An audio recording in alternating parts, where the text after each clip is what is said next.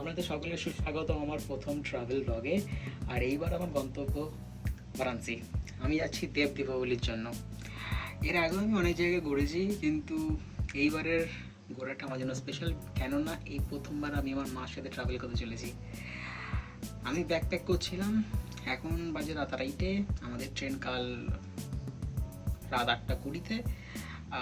তবু bag pack করে রাখলাম, কারণ আমার অনেক কাজ আছে, সেগুলোকেও কাল সামলাতে হবে। সবচেয়ে মজার বিষয় এইটা যে আমার এটা প্রথম ট্রাভেল ব্লগ, তাই জন্য আমি অনেক ভুল ত্রুটি করবো, অনেক কিছু বলবো এমন যেগুলো কিনা হেতুক, কেননা আমি কোনোদিন এটা করিনি, এটা প্রথমবার করতে চলেছি। তো ভুল ত্রুটি হলে মার্জনা করে দেবেন, কিন্তু আমি আপনাদেরকে বারাণসীর দেব দীপাবলির এক অনবদ্য এক্সপিরিয়েন্স দিতে চলেছি। তাই জন্য আমার সঙ্গে থাকুন এবং দেখা হচ্ছে কাল বিকেলে।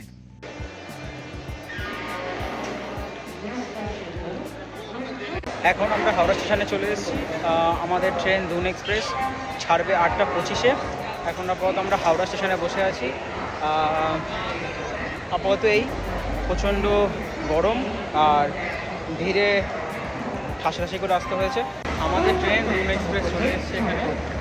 বারাণসী যাওয়ার সোজা উপায় হাওড়া জাংশন রেলওয়ে স্টেশন থেকে পূর্বা এক্সপ্রেস, অমৃতসর মেল, দুন এক্সপ্রেস বা হিমগিরি এক্সপ্রেস ধরে মোট 11 থেকে 12 ঘন্টার জার্নি করা। আর যদি সময়ের অভাব থাকে তাহলে নেতাজি সুভাষচন্দ্র বোস ইন্টারন্যাশনাল এয়ারপোর্ট থেকে সরাসরি লাল বাহাদুর শাস্ত্রী ইন্টারন্যাশনাল এয়ারপোর্ট 2 ঘন্টার আকাশপথে জার্নি।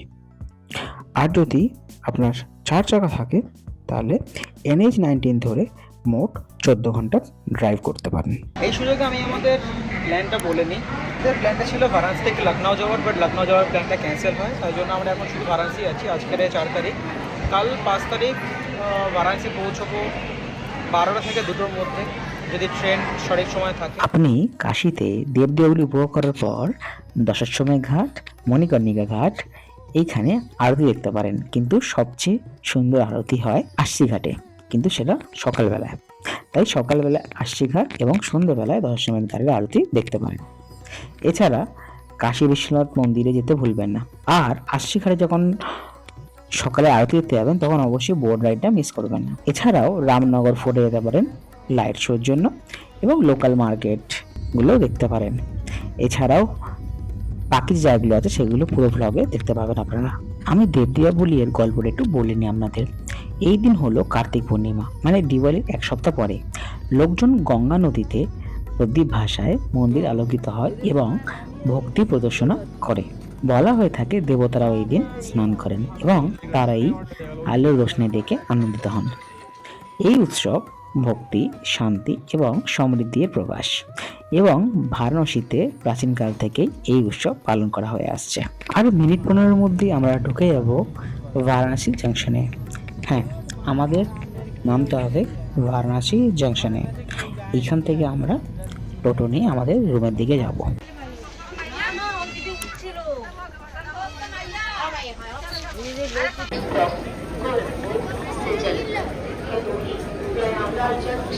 के रास्ते लोकमान्य तिलक टर्मिनल को जाने के रास्ते वाराणसी को जाने वाली प्लेटफॉर्म क्रमांक 7 पर आ चुकी है। ट्रेन नंबर 542 অবশেষে বারাণসী পৌঁছলাম দীর্ঘ 15 ঘন্টা জার্নির পর। এইবার এখান থেকে আমরা আমাদের হোটেলে যাব।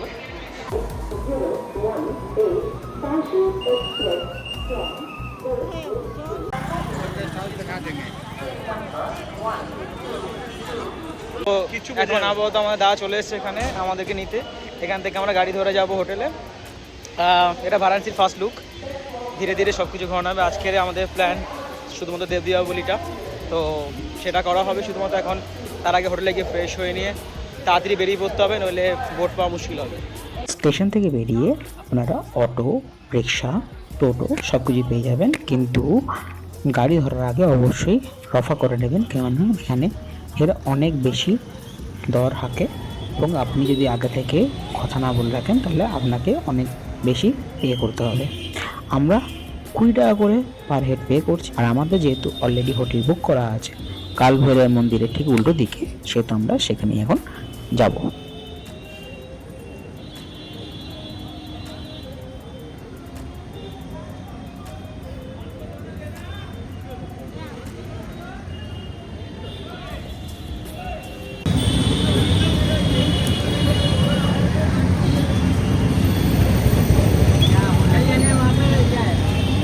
हमारा होटल इधर है, लेकिन उधर से ना हम लोग निकलेंगे घाट के लिए। हाँ, नाव के लिए नहीं ऑलरेडी बुक है। हाँ, টোটো আমাদের এখানে নামিয়ে দিল। এবার আমরা যাব হোটেলের দিকে। এইটা সেই কালভৈরব মন্দির। কথিত আছে যে এই কালভৈরব মন্দির থেকে এখানে অনুমতি নিতে হয় যে কাশী ভ্রমণ করতে পারি কি পারি না।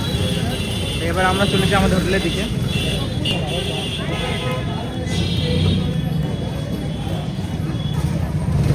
সামনেই আমাদের হোটেল, এখানে আমরা আপাতত হেঁটে যাচ্ছি। এখান থেকে আমরা চলেছি আমাদের গেস্ট হাউসে। আমাদের গেস্ট হাউসের নাম নারায়ণ গেস্ট হাউস। এটা আমাদের ঘর, সিঙ্গেল বেড আছে, এদিকে ডাবল বেড আছে।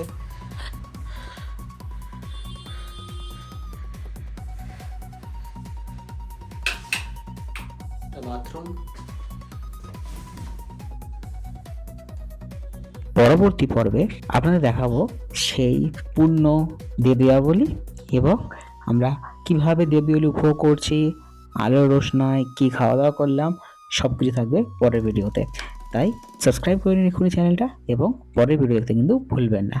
আমি অনির্বাণ, আপনি দেখছিলেন Miles with Eddie. Stay tuned for the next video.